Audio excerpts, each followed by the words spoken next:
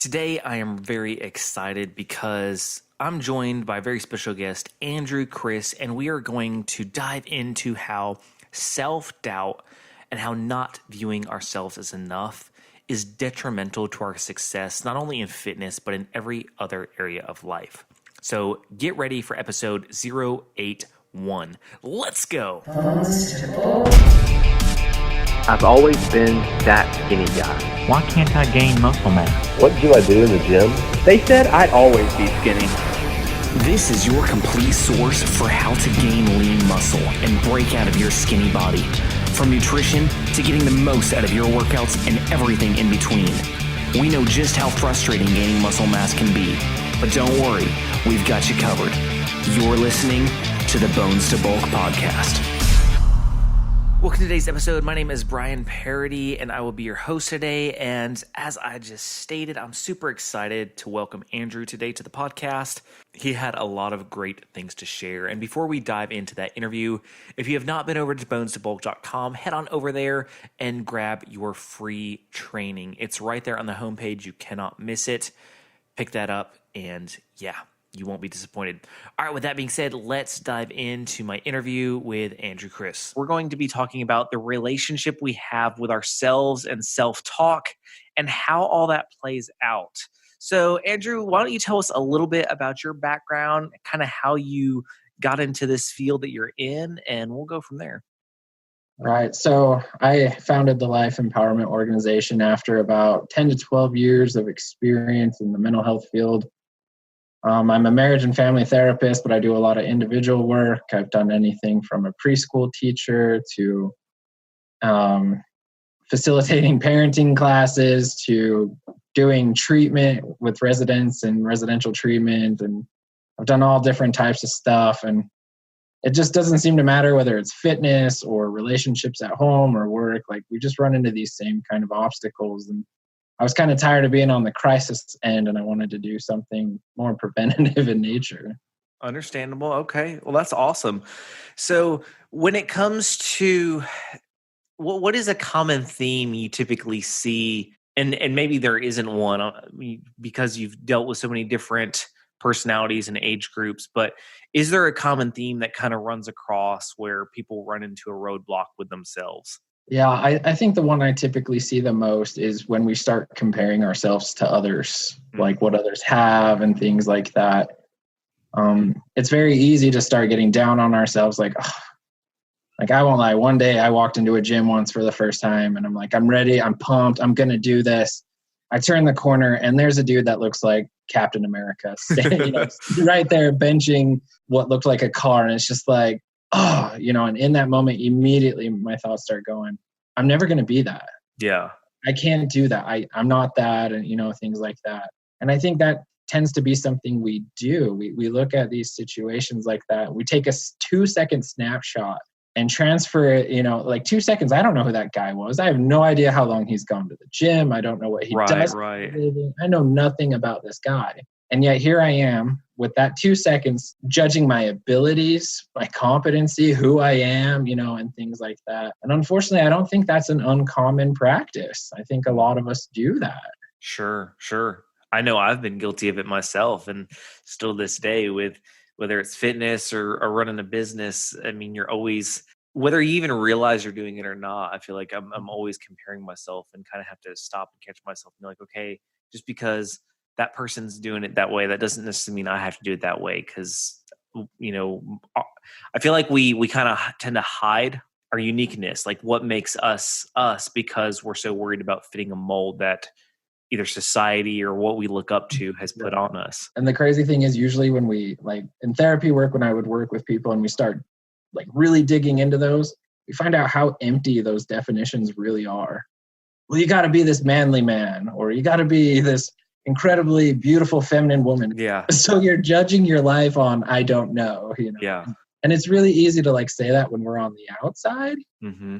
But when it's become just this pattern inside your life over and over, it's really hard to get out of it. And it's really hard to see why people would be just stop doing it. Because like you said, yeah, it's always easier to see it in someone else. Well, hey, all the time. I'll be talking with my wife about something like, you should do this, or she'll tell me I should do this. And then we struggle implementing it in our own businesses. So it's so much Yeah. easier to see. So if someone is, let's say, wanting to start something or wanting to make a change in their life, whether it be fitness, whether it be relationship, whatever the root is, and they're having all that self-doubt that just floods in, like, oh, like kind of like you said, you walked in the gym and I'll never be like that. What's kind of a small step that someone could start making to advance in the direction they want to go that may not overwhelm them but be like an easy ease in? Yeah, I think first off is really knowing why you want to do what you're doing. Because I think when it comes to goals and stuff, the more we know what we're doing and why we're committed to it, the greater chance we are going to stick with it. Right. So it also gives us a clearer picture. So if I walk into the gym for the first day, because let's face it, sometimes you're nervous or sometimes you're really excited, and then you see Captain America, you're faced with a choice, right? Kind of look at that and go like, yeah, that's going to be me. I'm going to do that. Right. Or go the other direction and say, why am I here? And so I think we got to be really realistic. So the more I know my vision and what I want, the more realistic I can be. So in that moment, I can go, hey, he might be on day 1500 of his goal. I'm on day 1. So what after this workout do I want to feel? What do I want to be different? Or in a week, what do I want to feel, or what's going to be different, or what kind of changes can I see?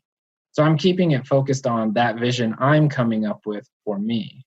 Yeah. Because the more voices I let dictate what I should do, and there's a ton out there, and some of it's our own, and things like that. But the more that I know what I want it to be, the more likely I am to stick with it. Sure. And then if I'm struggling, I'll reach out and ask for help, because now that's a voice I want to hear, something like that.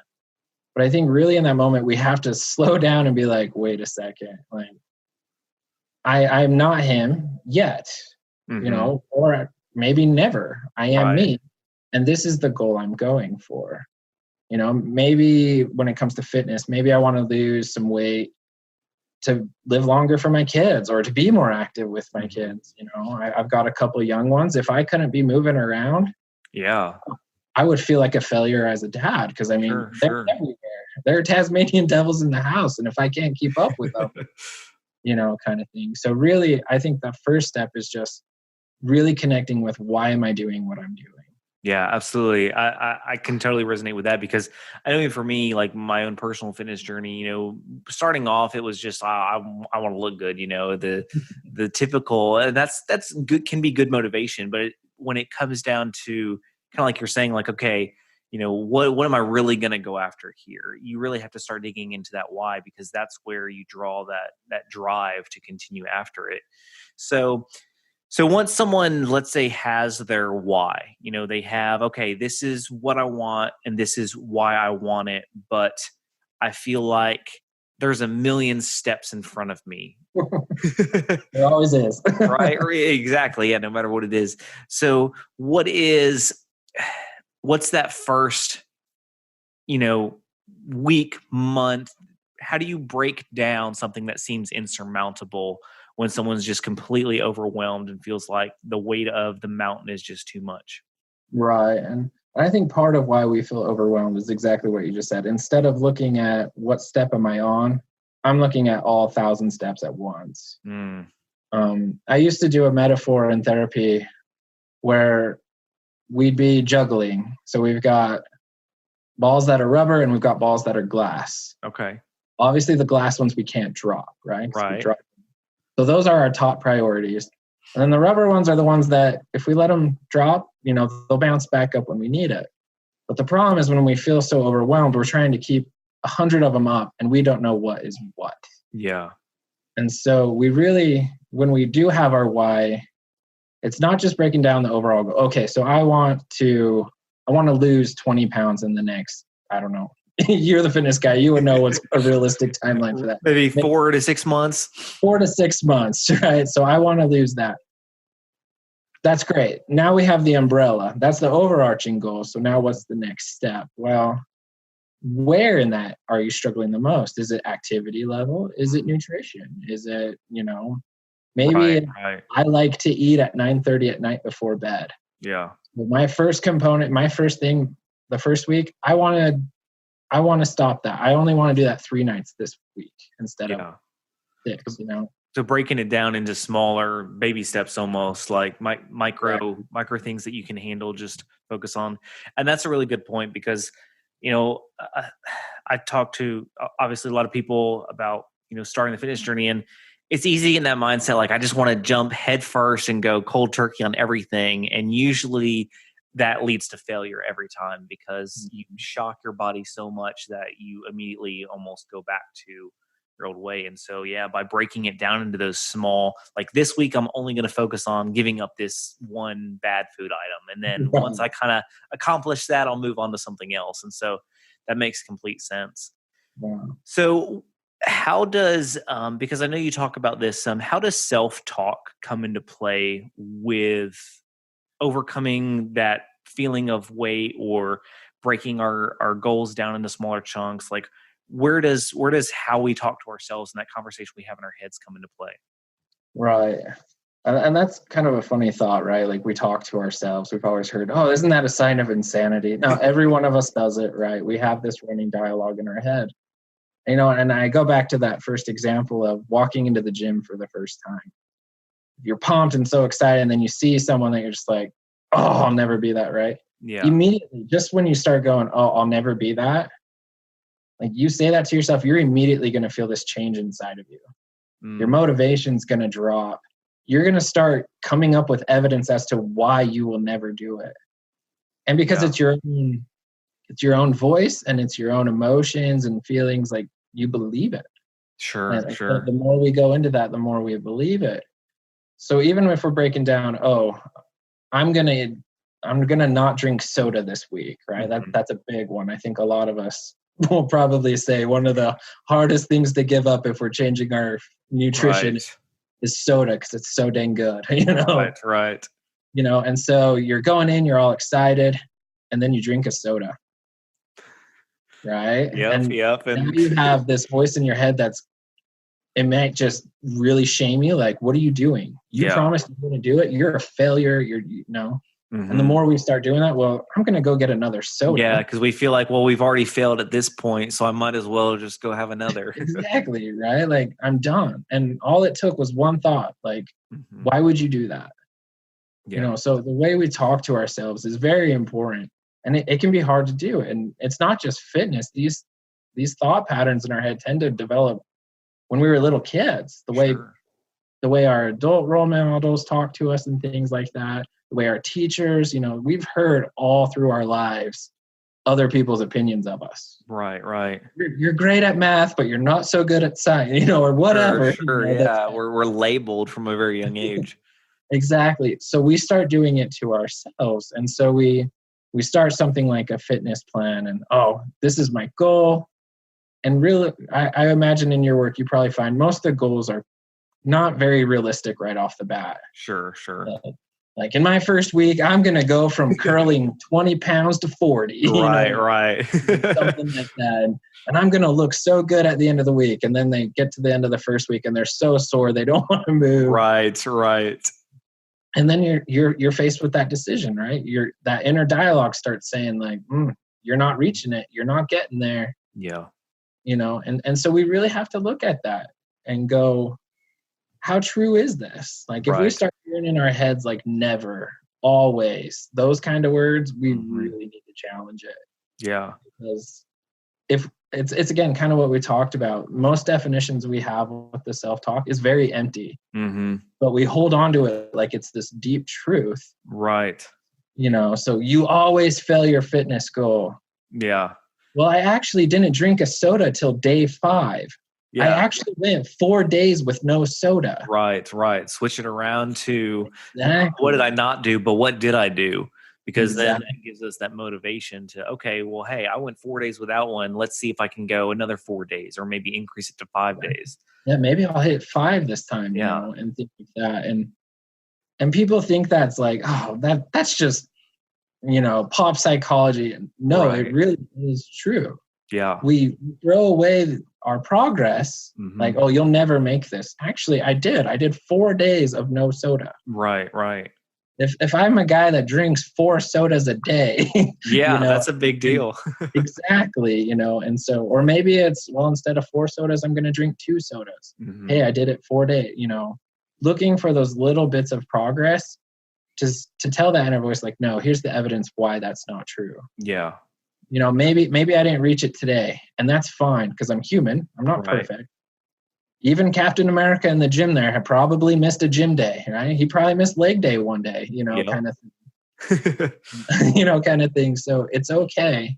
Now, if I start making excuses for myself, like, oh, well, it's okay if I drink for the next 3 days because it's the holidays, you know, Right. now you're kind of opening up a different door. Yes. But instead of that, like, you'll never make it. No, actually, I did something pretty awesome. I went 4 days with no soda. Yeah. Now I'm going to do 5, Mhm. you know? And when you and when you really break that up, and I love the book by Darren Hardy, The Compound Effect, because he breaks down how, you know, small things that we don't think matter, when you go back and look at them over a span of years, it's dramatic. And kind of like you're saying, you know, let's, even if you go 4 or 5 days without a soda and then have one on the 6th day, that's a lot of days out of the year that you're not drinking that soda. And when you add that up, that's an insane amount of calories.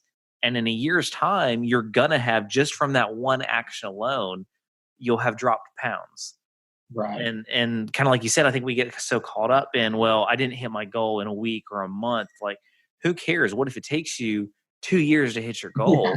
I mean, you're still making progress. Those 2 years are going to go by whether you do something or whether you don't. Right. Like, why not make, even if it's a small change? So yeah, I totally can get on board with that for sure. Well, and I think on those lines, to add to that, like, it didn't matter if it was fitness, personal, mental health, or whatever. We're always in a rush to get to the end game. Mm-hmm. It's like, for most of these goals, there is no end. No. The goal is the journey. Like, Right. that's the destination, is getting through the goal. That's just part of your lifestyle now. Mm-hmm.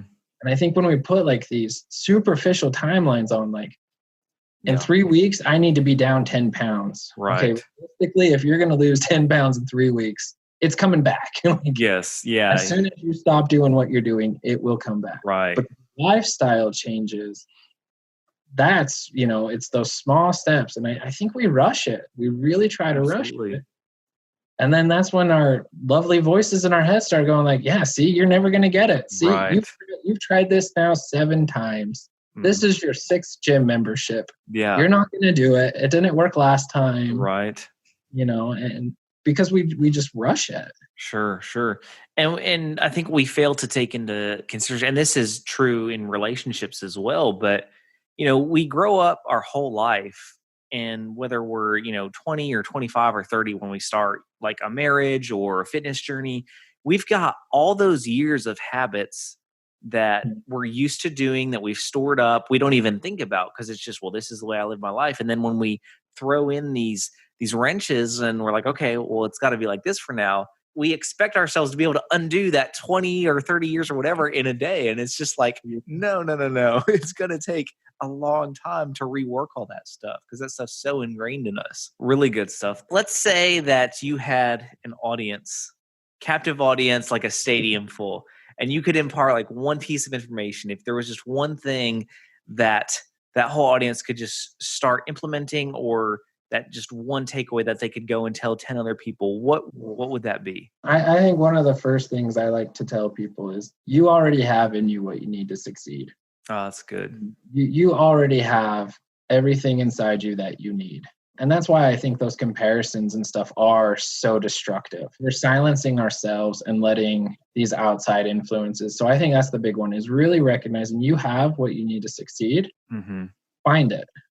Yeah. What is unique about you? And what's going to allow you to be able to accomplish this? Right. So that's usually my big first thing, whether it's therapy or teaching or whatever, is the problems you have, you already have the ability to get the solutions. Yeah. And so, and in terms of the captive audience, that's a fantastic question. I think one, it was that, but then two, really slow things down. We are in such a rushed culture. Mm-hmm. And I don't even know where we're trying to get to. Yeah, exactly. I don't think we know half the time. Yeah. We're just like, I'm on the road. Like, slow down and really look at things. That's when you're going to break those goals down. So instead of, I'm going to lose 100 pounds in the next 2 years or whatever it is, it's okay. So what am I going to do this week to start getting? What's my first step? And really just slowing down. I think that is the big one. That's a big one. That's good. And I know that's true, not only in fitness, but I know sometimes it's a struggle for me because I'm a very, like, my mind's constantly going. I'm very task driven. And so even in my relationships, it's like, okay, I need to slow down and be present in this moment. Like, my kids want to talk to me. My wife wants to talk to me. Like, don't be thinking about the 30 things that I'm going to do as soon as this conversation's over. Like, be present in the moment. And so, I think that plays a huge role in just about every single area of life. Well, Andrew, where can people connect with you, find you if they want to know, if they just want to kind of further their conversation on this with you personally? For sure. We can be found at our website's empoweringthejourney.com. We're on Facebook as well. You can look up the Life Empowerment Organization on Facebook. We're starting to get Pinterest going. That's one of those, like you said, 1,000 different goals, trying to get it all figured out. But yes. The easiest way is our website, empoweringthejourney.com. Awesome. Definitely go check Andrew out. He's doing some amazing things over there. And Andrew, thank you so much for being on the show. I really appreciate it. Thanks for having me, man. Well, that wraps up today's episode. Thank you so much for listening. Remember, if you are on any social media platform, check us out. We have an amazing group over on Facebook. Just search Bones to Bulk. Also, if you have not been to our YouTube channel, I post a ton of workouts and different things on there. So please be sure go there and subscribe. I would greatly appreciate it. All right, with that being said, remember, no matter what things you're telling yourself, what self-doubts you're throwing your own way, you can overcome them. You've got this.